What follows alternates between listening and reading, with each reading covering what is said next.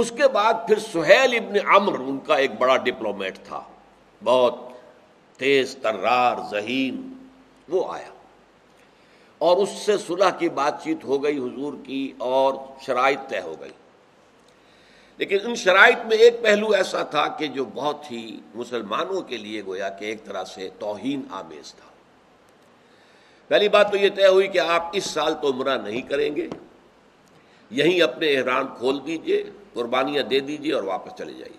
ہاں اگلے سال پھر اسی مہینے میں آپ آئیے، ہم 3 دن کے لیے مکے کو خالی کر دیں گے، ہم پہاڑوں پر چڑھ جائیں گے، مکہ خالی ہوگا آپ کے لیے اور آپ آرام سے 3 دن طواف عمرہ جو چاہیں کریں.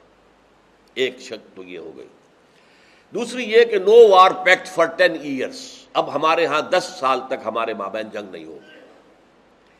اور اس صلح کے اندر جو قبیلہ چاہے آپ کے ساتھ شریک ہو جائے تو گویا کہ وہ بھی اسی صلح کا پابند ہو جائے گا اور اسے اسی صلح کے حقوق حاصل ہو جائیں گے. جو قبیلہ چاہے وہ ہمارے ساتھ آ جائے. بنو خزاعہ جیسا کہ میں نے کہا تھا پہلے سے ان کے رجحانات حضور کی طرف تھے تو وہ حضور کے حلیف بن گئے، بنو بکر جو ہے وہ قریش کے حلیف بن گئے. تیسری چیز یہ تھی کہ اگر تو کوئی ہمارا آدمی اپنے سرپرست کی اجازت کے بغیر مدینے گیا یعنی بھاگ کر گیا تو آپ کو واپس کرنا ہوگا، اور اگر آپ کا کوئی آدمی آیا ہمارے پاس مرتد ہو کر یا کوئی اور شکل اختیار کر کے نعوذ باللہ تو ہم واپس نہیں کر دیں گے، واپس کرنے کے پابند نہیں ہوں گے. اس طریقے سے یہ جو آخری شق تھی اس پر مسلمان تلبلا اٹھے. حضرت عمر اپنے رنج اور افسوس اور غم کو چھپا نہیں سکے، آ کے حضور سے کہا حضور ہم گر کر صلح کیوں کر رہے ہیں؟ کیا آپ اللہ کے رسول نہیں ہیں؟ آپ نے کہا ہاں میں اللہ کا رسول ہوں. حضرت عمر جو ہے وہ ذرا تیزی میں بات کر رہے تھے، حضور مسکرا کر جواب دے رہے تھے. پھر یہ ہم دب کر کیوں صلح کر رہے ہیں؟ فرمایا میں وہی کر رہا ہوں جس کا مجھے حکم ہے. اب ظاہر بات ہے اس سے آگے حضور سے تو کچھ نہیں کہہ سکتے. پھر اسی طرح غصے کے اندر گئے حضرت ابوبکر کے پاس. حضرت ابوبکر نے فرمایا دیکھو نبی کے دامن سے جڑے رہو، اسی میں خیر ہے. اور لوگوں کے اندر بھی بہت ہی جیسے دل شکنی تھی، بہت صورتحال جس کا ظہور بعد میں ہوا. جب یہ صلح نامہ تحریر میں آنے لگا تو حضور نے کہا حضرت علی سے لکھو بسم اللہ الرحمن الرحیم. سہیل تھا بڑا تیز ترار، ہم رحمان کو نہیں جانتے رحمان کون ہے. بسمک اللہم، ہم تو اللہ کو جانتے ہیں کہ بس یہ لکھیے بے اسمک اللہم. حضور نے کہا ٹھیک ہے علی یہی لکھ دو.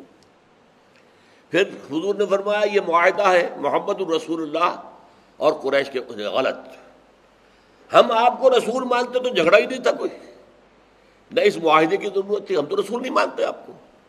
لہذا یہاں لکھا جائے گا محمد ابن عبداللہ. یہ معاہدہ محمد ابن عبداللہ اور قریش کے بابین. حضور نے کہا علی مٹا دو رسول اللہ کے الفاظ، ابن عبداللہ لکھ دو. حضرت علی نے کہا حضور یہ کام میں تو نہیں کر سکتا. میں یہ واقعہ اس لیے بتا رہا ہوں کہ معلوم ہو جائے کہ جو رویہ حضرت عمر کا تھا وہی حضرت علی کا بھی تھا. حالانکہ حضور کا حکم تو تھا مٹا دو، اور الامر فوق الادب، قاعدہ یہی ہے جب حکم آ جائے تو ادب وغیرہ علیحدہ رہ جائے گا، حکم ماننا ہوگا. لیکن یہ غیرت دینی غیر اور حمیت دینی تھی جس کی وجہ سے حضرت عمر مضطرب ہوئے، اور یہی غیرت دینی تھی جس کی وجہ سے حضرت علی نے کہہ دیا حضور یہ میں نہیں کر سکتا. حضور نے فرمایا مجھے بتاؤ کہاں لکھا ہے. آپ تو پڑھے لکھے تھے نہیں، آپ نے اپنے انگوٹھے سے اس کو مٹا دیا. بہرحال وہ صلح کی شرائط سب طے ہو گئی. اتنے میں ایک امتحان مسلمانوں کے لیے اتنا شدید آ گیا. ابو جندل اسی کے بیٹے سہیل بن عمرو کے، جسے اس نے بیڑیاں ہتکڑیاں ڈال کے اپنے گھر میں باندھا ہوا تھا، وہ کسی طریقے سے جان چھڑا کے بیڑیاں پاؤں میں پڑی ہوئی کسی طرح گھسٹتے گھسٹتے پہنچ گئے عین وقت کے اوپر، اور مسلمانوں کے سامنے اپنے آپ کو لا کے ڈال دیا. اب سہیل نے کہا لو محمد پہلا امتحان صلح کا ہو گیا، اسے ہمارے واپس کرو. حضور نے کہا دیکھو ابھی تو ہوئی ہے، ابھی اس پہ رعایت کرو اس کے لیے. اور اس نے کہا نہیں. حضور نے یہاں تک کہہ دیا دیکھو میرے لیے، یعنی یہ ایک اپیل کی حد ہوتی، میرے لیے اس بات کو مان لو، یہ آگے ایسے ہمارے ساتھ رہنے دو کہ نہیں، اگر یہ بات ہے تو پھر کوئی معاہدہ نہیں. حضور نے ابو جندل سے فرمایا کہ ابو جندل جاؤ صبر کرو، اور تمہارے لیے صبر کے اندر بہت بڑا اجر ہے. اب انہوں نے رونا پیٹنا شروع کر دیا، مسلمانوں مجھے پھر بھیڑیوں کے حوالے کر رہے ہو۔ اب یہ صبر کا امتحان ہو گیا 1400-1500 صحابہ کے، لیکن حکم نبی، حکم رسول صلی اللہ علیہ وسلم، نظم کا عالم یہ ہے کہ چوں کوئی نہیں کر رہا، یہ ہے نظم، یہ ڈسپلن ہے جو محمد رسول اللہ صلی اللہ علیہ وسلم نے اپنے ساتھیوں کو سکھایا تھا۔ دل ان کے رو رہے ہیں، خون کے آنسو ہو رہے ہیں، لیکن یہ کہ زبان سے کچھ نہیں۔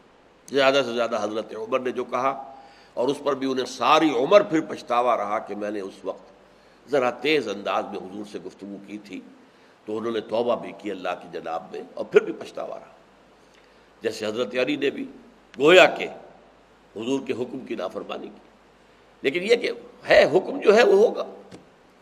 بہرحال یہ معاملہ ہو گیا، صلح حدیبیہ ہو گئی،